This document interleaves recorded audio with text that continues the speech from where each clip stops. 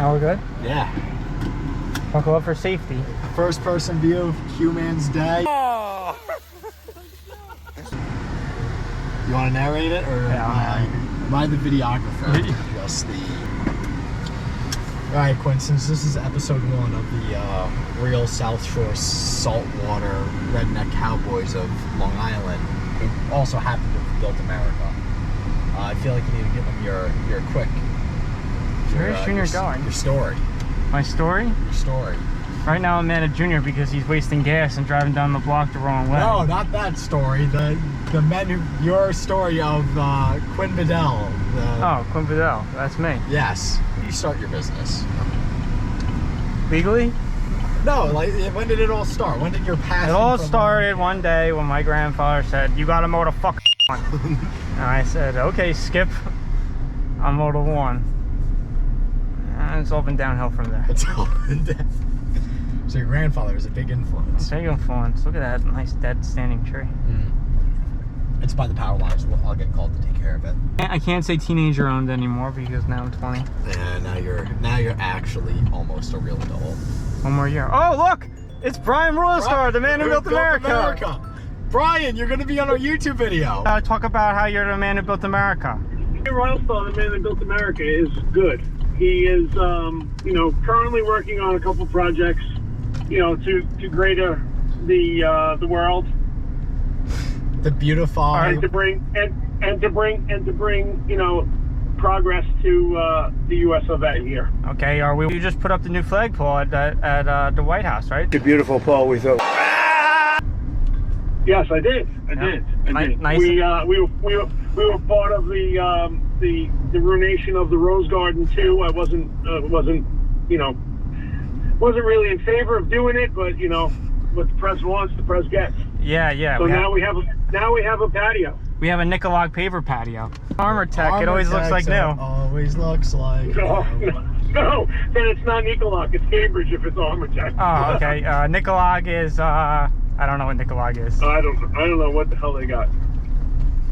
We cut all the deadwood out of it, and she's like, "Now it doesn't look like a Christmas tree." Da, da, da, da, da. As an ISA certified arborist, I was appalled at her opinion of my prune. So then I had to explain to her that me and Nikki Trees both went to school for this, and this was what was best for the tree, and exactly.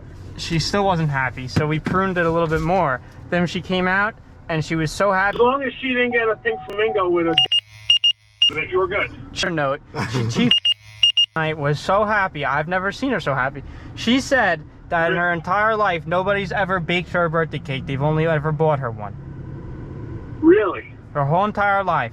And she's 29 years old. Did you tell her? She's 29. Did you tell her it was a team effort and I was involved? Yeah, you were the taste tester. I was. I think you would have thought anything tasted good by that point in the night. Mother just told you to mow the effing lawn. Then what was the next step? Then... Start mowing your parents' lawn. No, we had a landscaper. You did. I did all my neighbors' houses, and then my landscaper got hurt working on the railroad. And then I bought all of his equipment, but I still couldn't drive, so I was driving the piece of shit lawnmower that I bought from him. Up and down the block.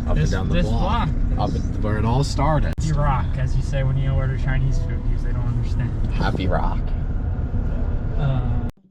I'll go from there. Bumps, hiccups. A lot of those. Things you've overcame. Yeah. In your 4 years of being a real businessman on paper. What has surprised you the most about this industry?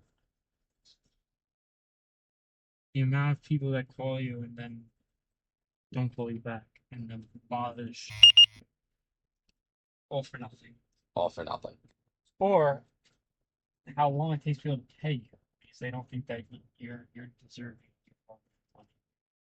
They still think you're... Not that it's okay to rip off the dopey 16-year-old or whatever with a lawnmower, but at least, Everybody, then you didn't have bills to pay. I got a lot of bills. Now you got bills. Every week you got bills to pay, but the money doesn't come in every week, so sometimes it's a problem. Could be a big problem.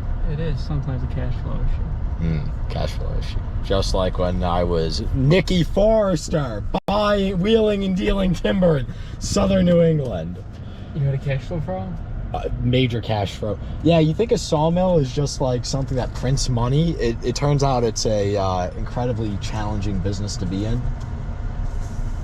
Especially when like 60% of the hardwood lumber harvested in this country gets exported around the world. You run into tariffs and supply chain. Don't worry, we won't give any more to China. China buys most. So that's why I'm now working for QMan on Saturdays. Had enough of that. My story will be episode 2. Nicky Trees. Nicky Trees. Next tree job. AKA Nicky Branch. Nicky Branch. AKA Branch. AKA Nicky Mulch. Nicky AKA Mulch. a lot of other things. Manja. Did you junior? There's some other nicknames I had in the day. This is gonna be like grade A YouTube. We're gonna end up on the homepage. Of YouTube? Yeah. That'd be kind of impressive.